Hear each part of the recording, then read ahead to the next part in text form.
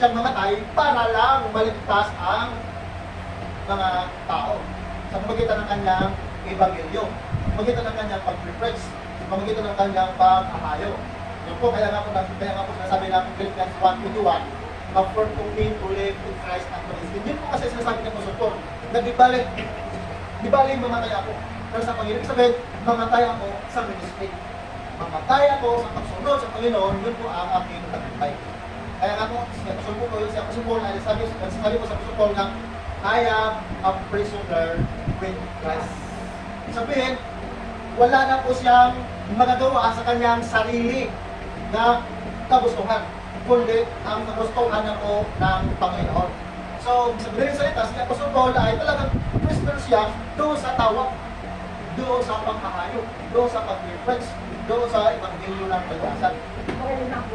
Yes, yun na po ang kanyang buhay. Ang purpose siyang tawagin ng Panginoon. Pinalimutan na yung kanyang pagkasya noon, and then handa-handa siyang mamatay para lang sa kapakanan ng karamihang tao. Yun po. Kaya noon po, nagsisimula yung pag-scatter, yung salvation, yung gospel. Doon po talaga nagiging malakas. Kasi sa Apostol Paul ay wala pa kailang. Yung ibang mga apostoles na 12 apostles, hindi pa po yun nawala sa kanila yung minsan, nandun pa rin yung mga Juda, kaya ni Thomas. Diba si Thomas, kasama-kasama niya ang Panginoon? Ngunit, ang sabi ni Thomas, Panginoon, maniwala ko sa iyo, kapag nanihito ko ang iyong kamay, kapag mahawakan ko ang butas. Diba, kahit kasama na ni Thomas, Jesus Christ, so ng Jesus Christ system, ngunit, nadalawang isip pa rin siya, nagdududa pa rin. Pero sa Apostol Paul, nung tinawag siya, wala nang duda-duda. Bakit? Personally, nakikita niya ang tuloy ng Panginoon. Nagtawag sa kanya. Yun po. Kaya ang kaligtasan, ang salvation, ilang natin kung ilang church po ang nabuhay at Apostol Paul. Ilan?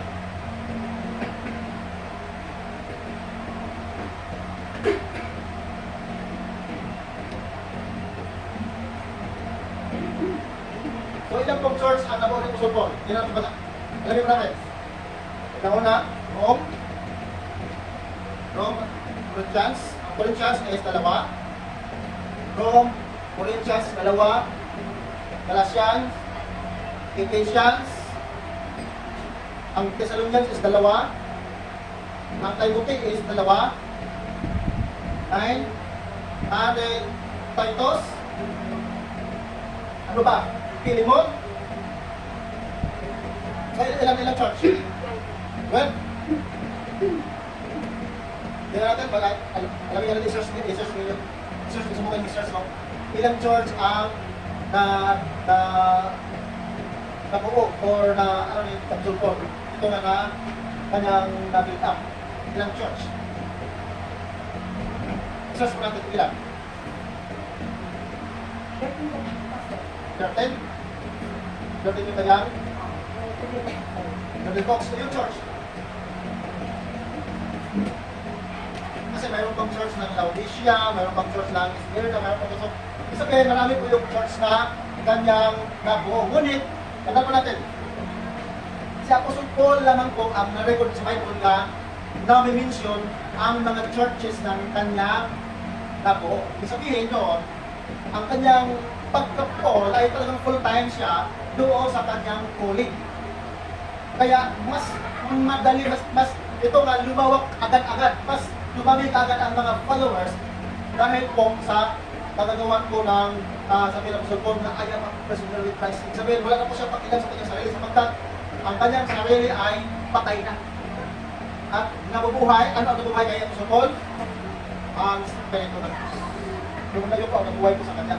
Kaya yun wala ko sa pakilang. Okay. Now, ang sabi nito, salvation created tremendous meaning in costly, the most basic being deliverance.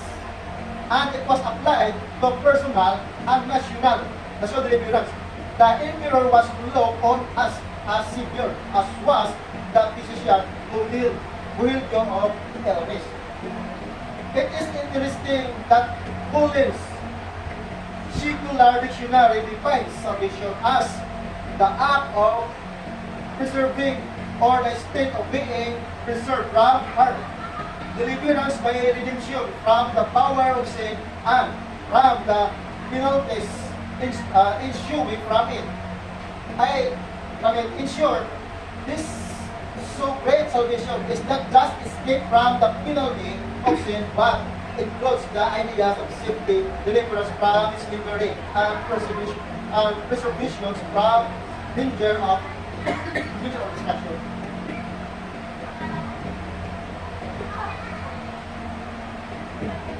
So, sa mga salita dito, nga ang ligtasan pala is not just, hindi lang po tayo, is ito nga sinasabi dito nga, ito nga makaka-escape tayo sa penalty, ang salvation. Di ba sabi dito nga, so again, salvation is not just escape from the penalty of sin, but includes the idea of safety. Bakit po safety? Bakit po safety? Sinasabi dito safety. Deliverance from slavery and preservation from danger or destruction. Bakit po sinasabi? Analyze po natin dito, ating analyze. Kung sinasabi nga, is not just escape from the penalty of sin. Kasi physically, ang salvation po talaga, salvation po physically is, ito nga, ang ating kasalanan ay tinubos ng Panginoon. Ang penalty natin na kamatayan ay ang Panginoon po ang pagtubos. Ba't hindi naman po doon? Kundi yun po ay mag-uwi po yun ng safety. Pero bakit po safety? Yung assurance, yung security natin. Yun po ang, yun po ang tinatawag dito nga, ma-preserve ang ating security. Ang ating safety, ang ating salvation, ma-preserve po talaga.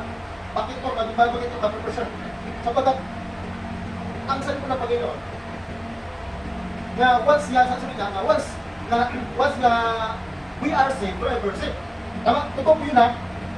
Paano po yun magiging forever saved? Sapagkat nandun po yung Holy Spirit, lagi pong nagsasabi sa atin nga, huwag din po nagawin yan. Kasi kapag nagawin niyo yan, magkakasala kayo. So, ibig sabihin, we are dominated by the power of the Holy Spirit, that the Holy Spirit reminds us. Napapalala sa atin. Kaya, naiiwasan po natin yung gumawa ng kasalanan. Sapagkat there is Spirit of God always reminds us.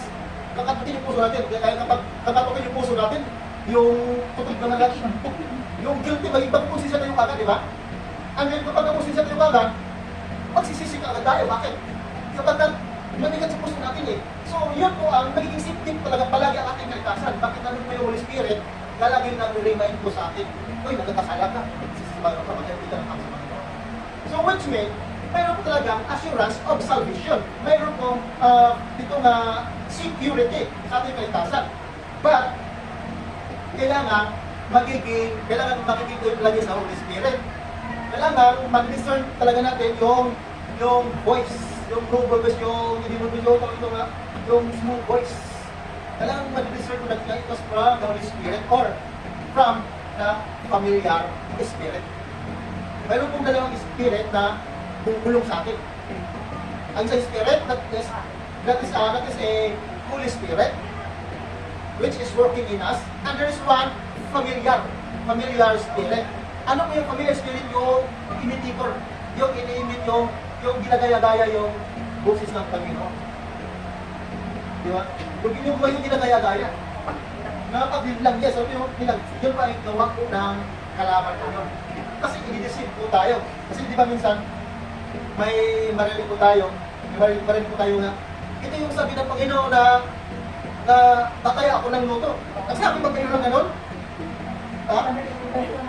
Di ba? Di ba yung familiar spirit po yung masabi na, yung familiar spirit na ginagamit po yung kuto na sa Panginoon, pero hindi nila alam kung alin doon ang sa Panginoon at alin doon ang sa familiar spirit. Di ba yun po? So ano po yun ang dalawang process na magbubul sa atin? Tatanda po natin, ang Spirit of God, kapag siya po ay magsasalita sa atin, hindi po negative. Hindi po tayo nadalhin doon sa kapakapakan. Hindi po. So, kapag po tayo naman, magbubulo na yung basta, we are ito na, magtatay po is that is, ano po yun? Gambling. Gambling, yes. Gambling po yun, kasalanan po. Gambling, lahat ng klase ng gambling ay kasalanan. familiar spirit. Kasi medyo kumagaya-gaya ng Espiritu ng Panginoon. Kaya yun po, ang dapat po niya, ma-distinguish po natin yan kung anong klase boses yan. Kasi tandaan po natin, ang Panginoon ay hindi po Panginoon magbubulong sa atin na ipapahamak po tayo sa kasalanan. Kundi, puro po kabutihan sa ating spiritual life. Yun po. Kaya kung masabi ko dito nga, there is a safety. There is ito nga, a safety and preservation from danger or destruction. Talaga, ito-preserve po tayo talaga. Na hindi po hayaan ng Panginoon na tayo po ay, yes, mapunta po tayo doon sa kapahamakan. Mapunta po tayo sa danger na sitwasyon. In addition, di ba? Mayroon pa talaga ganito. In addition, this so-called salvation includes the idea what is often referred to as the three things of salvation. What are the things? Justification, past tense, salvation. Yun po ang justification, that is past tense salvation. Bakit po? We are being justified by faith.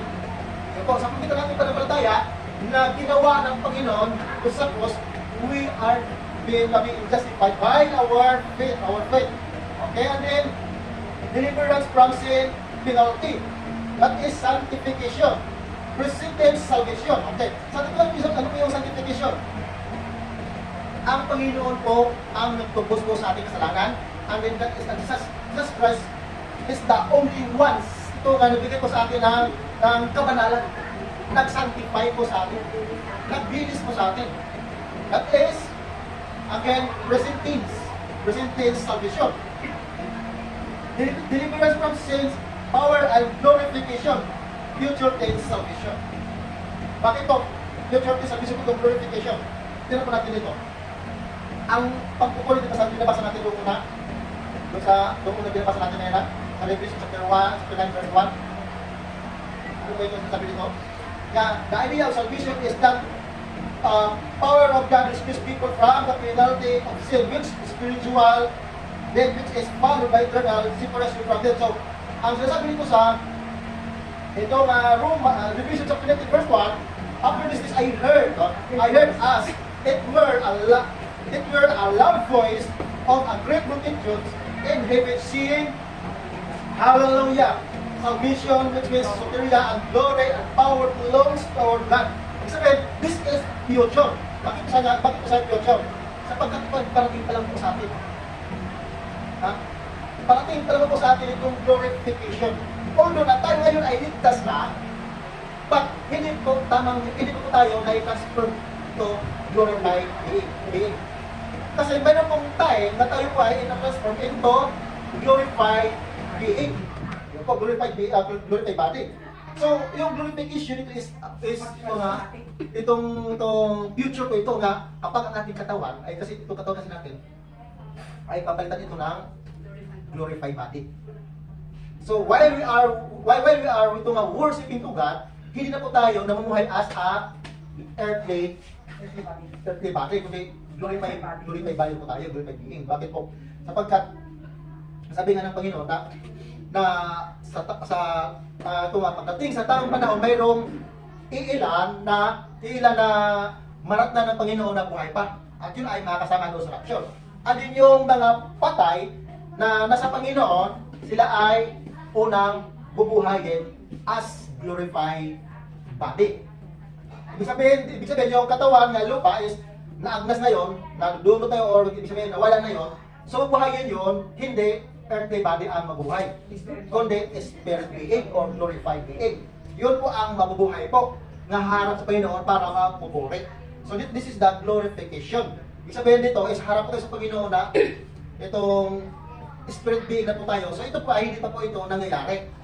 Bakit? Nandito pa po tayo sa earthly body. Afterwards, kapag tayo po ay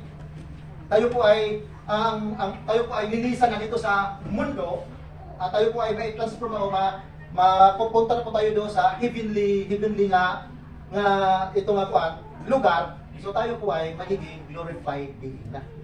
So yun po ay future tense salvation. Bakit po siya ay matawag natin future tense salvation? Sapagkat wala pong maligtas na papalitan, na wala pong tao na magkakaroon po siya ng glorified being na siya ay ligtas. Bakit po?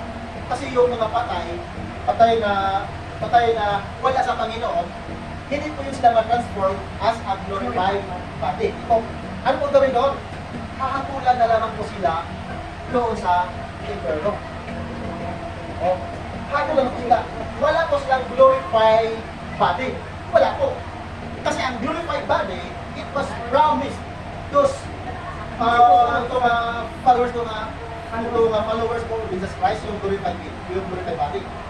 So ano po yung sa mga makasalanan? Di ba yung mga kasalanan, sila ay namatay physically, and then after sa kanilang physical na kamatayan, sila po ay inilagay ng Panginoon doon sa Hades. Di ba yung sa Rock, chapter 19? Yung mayaman sa kanilang sila sa Rock. Sige sa Rock, dinagay ng Panginoon, dinala ng Panginoon doon sa Abraham's Panginoon. Kaya po. And then yung mayaman, lagay ng Panginoon doon sa Hades. And then wala po tayong mababasa na ang mga patay bubuhayin para ang mga patay bibigyan ng glorify na